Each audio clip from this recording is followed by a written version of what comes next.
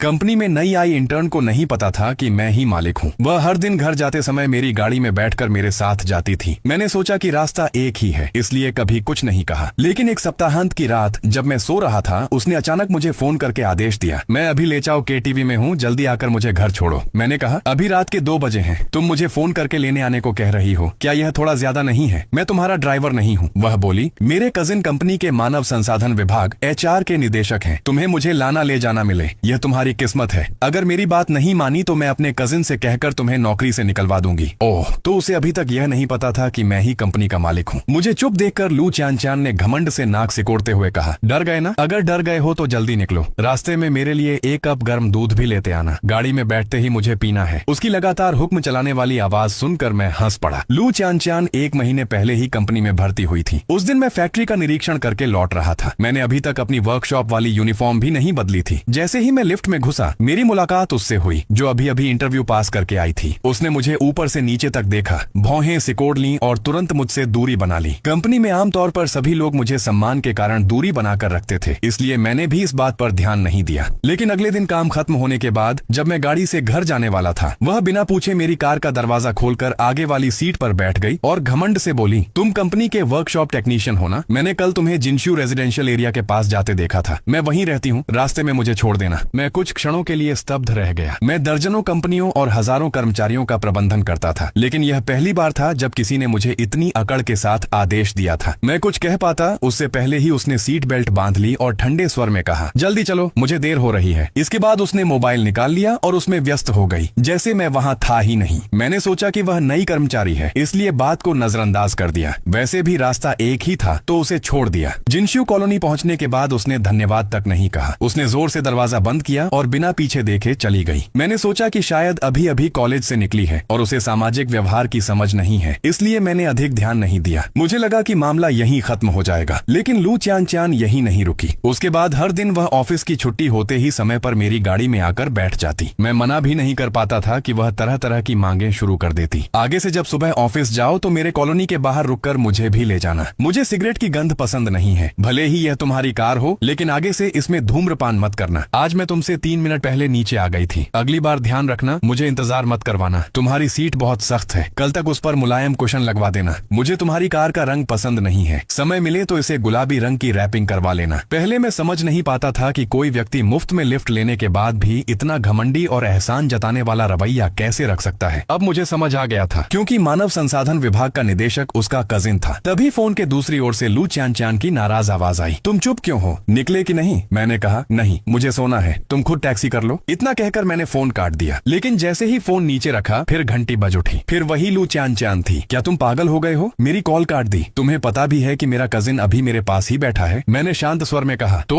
वह हंसते हुए बोली, तुम नहीं समझोगे, इसलिए तुम जिंदगी भर नीचे के स्तर पर मेहनत मजदूरी ही करते रहोगे। मैं तुम्हें बता रही हूँ, आज मैंने अपने कजिन और उसके पूरे परिवार को KTV में गाना गाने और पार्टी करने बुलाया है। उन्होंने मुझे नौकरी दिलाई है, इसलिए मैं उनका धन्यवाद कर रही हूँ। अगर तुम्हें जरा भी समझ है तो तुरंत यहाँ आओ, हमारा पूरा बिल चुकाओ, फिर हम सबको एक एक करके घर छोड़कर आओ। अगर तुमने हमें खुश कर दिया तो मैं अपने कजिन से तुम्हारे बारे में अच्छी बात कर दूंगी। उसकी एक बात से तुम्हारा ट्रांसफर वर्कशॉप से सीधे ऑफिस में हो जाएगा। मैं मन ही मन हंसा। तो ये सिर्फ मुझे ड्राइवर बनाना नहीं चाहती थी, बल्कि बिल भरने वाला बेवकूफ भी बनाना चाहती थी। मैंने थोड़ा रुक कर पूछा, क्या तुम्हें यकीन है कि तुम्हारे कजिन की एक बात से मेरा प्रमोशन और ट्रांसफर हो सकता है? हालांकि HR निदेशक के पास काफी अधिकार होते हैं, लेकिन वह किसी को मनमर्जी से किसी भी पद पर नहीं भेज सकता। मिडिल मैनेजमेंट से ऊपर के सभी नियुक्ति और तबादले उपाध्यक्ष की मंजूरी से होते हैं, और मुख्य पदों में बदलाव तो राष्ट्रपति कार्यालय की बैठक में तय किए जाते हैं। उन सभी फाइलों की अंतिम मंजूरी मेरे डेस्क पर आती है और मेरे हस्ताक्षर के बाद ही लागू होती है। लू चान ने तुरंत कहा, बिल्कुल हो सकता है। मैं तुम्हें बताती हूँ, पिछले महीने मार्केटिंग विभाग का एक पुराना कर्मचारी मेरे कजिन से बहस कर बैठा था। मेरे कजिन ने उसे सीधे गोदाम में ट्रांसफर कर दिया। वह आदमी 6 साल से कंपनी में काम कर रहा था, लेकिन ट्रांसफर होने के बाद एक शब्द तक बोलने की हिम्मत नहीं हुई। इसलिए ज्यादा होशियार मत बनो। मेरे कजिन की ताकत तुम्हारे जैसे निचले स्तर के कर्मचारी की समझ से बाहर है। मैं 2 सेकंड के लिए चुप हो गया। मुझे अचानक याद आया कि पिछले महीने सचमुच एक बहुत सक्षम कर्मचारी को मार्केटिंग विभाग से गोदाम में भेजा गया था। तब मुझे भी आश्चर्य हुआ था, इसलिए मैंने कारण पूछा था। उपाध्यक्ष ने बताया था कि कर्मचारी ने स्वयं आवेदन किया है और विभाग बदलना चाहता है। मैंने सोचा था कि शायद मार्केटिंग का काम उसे बहुत थका देता होगा, इसलिए मैंने बिना अधिक सोचे हस्ताक्षर कर दिए थे। लेकिन अब पता चला कि यह सब लू चान के कजिन कजिन की चाल थी।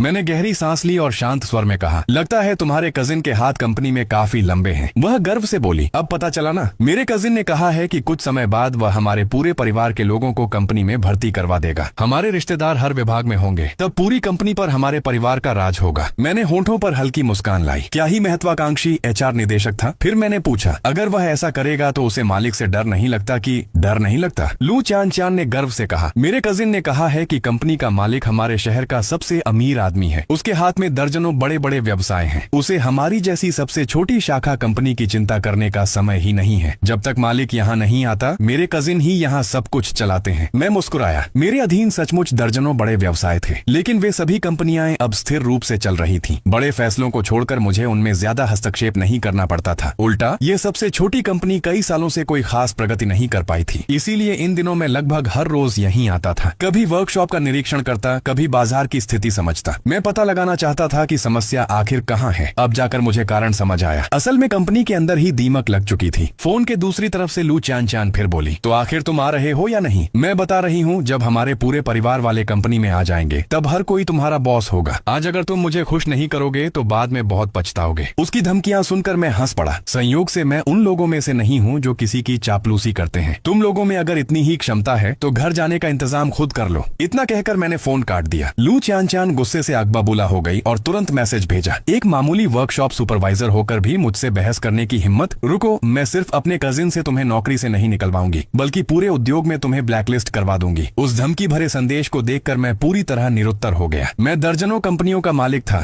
मेरी संपत्ति सैकड़ों करोड़ की थी और मुझे एक इंटर्न उद्योग से निकलवाने की धमकी दे रही थी। अगर यह बात बाहर फैल गई तो मेरे व्यापारिक मित्र पूरे साल मेरा मजाक उड़ाएंगे। लेकिन वास्तव में जिस बात ने मेरा ध्यान खींचा वह लू चान चान नहीं थी, बल्कि उसका कजिन था। सिर्फ एक एचआर निदेशक के पास इतनी शक्ति नहीं हो सकती थी। लगता था कि कंपनी की दीमकें ऊपरी प्रबंधन तक पहुंच चुकी थीं। यह सोचकर मैंने कंपनी के उपाध्यक्ष वांग डोंग को संदेश भेजा, सूचना जारी कर दो, कल सुबह 9 बजे मैं सभी कर्मचारियों की आम सभा बुला रहा हूं। हर व्यक्ति की उपस्थिति अनिवार्य है, कोई छुट्टी नहीं लेगा। संदेश भेजते ही वांग डोंग का जवाब आ गया, समझ गया लिन सर, आसिम। अगली सुबह मैं हमेशा की तरह कार से कंपनी पहुंचा। जैसे ही कार से उतरा मैंने देखा कि लू चान चान दोनों हाथ सीने पर बांधे कंपनी के मुख्य द्वार पर खड़ी थी। उसके बगल में लगभग 30 वर्ष का एक आदमी खड़ा था। सूट बूट पहने हुए, चेहरे पर घमंड साफ झलक रहा था। मैंने उसके बैज पर नजर डाली। वह वास्तव में मानव संसाधन विभाग का निदेशक चेन जे था। मुझे देखते ही लू चान चान तुरंत आगे बढ़ी और मेरा रास्ता रोककर चेन जे से बोली, कजिन, यही है वह आदमी। चेन जे ने मुझे घूरते हुए पूछा, तुम वही वर्कशॉप सुपरवाइजर हो जिसने मेरी बहन से बदतमीजी की थी? तुम्हें नौकरी पर किसने रखा था? मैंने तुम्हें पहले कभी क्यों नहीं देखा? अनावश्यक औपचारिकताओं से बचने के लिए मैं हमेशा कंपनी में सादे कपड़े पहनकर आता था। मेरी कार भी घर की सबसे सस्ती कारों में से एक थी, इसलिए कंपनी में केवल कुछ शीर्ष अधिकारी ही मेरी असली पहचान जानते थे। एक एचआर निदेशक जैसे व्यक्ति को मुझसे मिलने की योग्यता ही नहीं थी। चेन जे की बात सुनते ही लू चान चान की आंखें चमक उठी, जैसे उसे कोई बड़ा सबूत मिल गया हो। कजिन, अगर आपने भी इसे कभी नहीं देखा तो यह जरूर किसी सिफारिश से आया होगा। इसे तुरंत निकाल दीजिए। चेन जे ने सिर हिलाया, तो तुम सिफारिश के दम पर अंदर आए हो, तभी तुम्हें शिष्टाचार की समझ नहीं है। लेकिन मेरी बहन को पूरे 1 महीने तक ऑफिस लाने ले जाने की सेवा देने के कारण मैं तुम्हें कंपनी में रहने का एक मौका दे सकता हूँ, लेकिन तुम्हें मेरी 3 शर्तें माननी होंगी। पहली, रिश्ते की फीस 50,000 युआन सीधे मेरे निजी खाते में ट्रांसफर करो, नहीं तो मैं एक शब्द बोलूंगा और तुम कंपनी से बाहर हो जाओगे। दूसरी, आगे से हर दिन मेरी बहन को ऑफिस लाना और छोड़ना तुम्हारी जिम्मेदारी होगी और उसकी हर बात माननी होगी। तीसरी, कल तुम उसे लेने नहीं आए थे, उसकी भरपाई करनी होगी। टैक्सी का किराया 1000, खाने पीने और गाने का खर्च 4000 और मेरी बहन पूरी रात गुस्से में सो नहीं पाई, मानसिक क्षति का मुआवजा 10,000। कुल मिलाकर तुम हम पर 65,000 युआन बकाया हो। नकद दोगे या ट्रांसफर? मैंने कभी नहीं सोचा था कि एक कंपनी का मालिक होने के बावजूद मुझसे मेरी ही कंपनी के सामने नौकरी की रिश्वत मांगी जाएगी, और वह भी इतनी खुलेआम। यह कहकर चेन जे ने अपना भुगतान QR कोड निकाल लिया और इंतजार करने लगा कि मैं पैसे ट्रांसफर करूं। लू चान चान भी बदले की खुशी से मुझे घूर रही थी। उसकी आंखों में प्रतिशोध की चमक थी। यह दृश्य देखकर कई कर्मचारी आसपास इकट्ठा हो गए। ऐसा लग रहा था कि वे चेन जे के ऐसे व्यवहार के आदी थे। कुछ लोगों ने सहानुभूति से कहा, जल्दी पैसे दे दो, नहीं तो नौकरी नहीं बचेगी। कुछ लोग मजाक उड़ाते हुए बोले और किसी से पंगा लेते, लेकिन डायरेक्टर चेन से ही टकराना था। सबकी प्रतिक्रिया देखकर मैं खुद को रोक नहीं पाया और चेन जे से पूछा, क्या कंपनी में नौकरी पाने वाले हर व्यक्ति को तुम्हें 50,000 युआन रिश्ता शुल्क देना पड़ता है? चेन जे ने हंसकर कहा, वह स्थिति पर निर्भर करता है। तुम जैसे लोग जो सामान्य भर्ती प्रक्रिया से नहीं आते, उनके लिए मुझे कागजी कार्यवाही पूरी करनी पड़ती है, फाइलें ठीक करनी पड़ती हैं। तो क्या मुझे मेहनताना नहीं मिलना चाहिए? लू चान चान तुरंत बोली, बिल्कुल, मेरे कजिन का तुम्हारे पैसे लेना ही तुम्हारे लिए सम्मान की बात है, जैसे मेरा तुम्हारी कार में बैठना तुम्हारा सौभाग्य है। मैंने पूछा, और अगर मैं इनकार कर दूं तो? चेन जे ने ठंडी मुस्कान के साथ कहा, इनकार? आज कंपनी का मालिक खुद यहाँ आने वाला है और सभी कर्मचारियों की सभा लेगा। मैं बस उसके सामने एक शब्द कह दूंगा कि तुम नियमों के विरुद्ध भर्ती किए गए सिफारिशी कर्मचारी हो। फिर न केवल तुम्हारी नौकरी जाएगी, बल्कि जिसने तुम्हें नौकरी दिलाई है वह भी फंस जाएगा। इसलिए सोच समझकर फैसला करो। 65,000 देकर चैन से नौकरी करना तुम्हारे लिए घाटे का सौदा नहीं है। लू च्यानचान अचानक उत्साहित होकर बोली, कजिन, क्या कंपनी का मालिक सचमुच आ जाएगा? हाँ, उपाध्यक्ष ने सुबह सुबह ग्रुप में सूचना भेजी है। सभी की उपस्थिति अनिवार्य है। ये सुनते ही लू च्यानचान ने तुरंत अपने बाल और मेकअप ठीक किए। फिर उत्साह से पूछा, कजिन, क्या आपको पता है कि हमारे मालिक को कैसी लड़कियां पसंद हैं? क्या मेरे पास कोई मौका है? चेन जे ने मुस्कुराकर कहा, तुम जवान हो, सुंदर हो, मुझे नहीं लगता कोई पुरुष तुम्हें मना कर पाएगा। असल में मैंने तुम्हें कंपनी में इसलिए भी बुलाया है। जब मालिक आएगा तो मैं तुम्हारी उससे मुलाकात करवाने की कोशिश करूंगा। अगर तुम उसका दिल जीत लो तो हमारा पूरा परिवार आसमान छू लेगा। लू च्यानचान ने आत्मविश्वास से कहा, कजिन, चिंता मत कीजिए, मैं पूरी कोशिश करूंगी कि मालिक मुझसे प्यार करने लगे। उन दोनों की बातें सुनकर मैं खुद को रोक नहीं पाया और बोल पड़ा, मालिक को तुम्हारे जैसी लड़की कभी पसंद नहीं आएगी। लू च्यानचान तुरंत भड़क गई, तुम जैसे गांव के गंवार और निचले दर्जे के आदमी को क्या पता? जो देना है जल्दी दो, पैसे जल्दी दे दो, वरना जब मैं मालिक की पत्नी बन जाऊंगी तब तुम चाहकर भी मेरी खुशामद करने लायक नहीं रहोगे। मैं चुप रहा। चेन जे का धैर्य भी खत्म हो चुका था। उसने ठंडे स्वर में कहा, आखिरी बार पूछ रहा हूँ, 65,000 युआन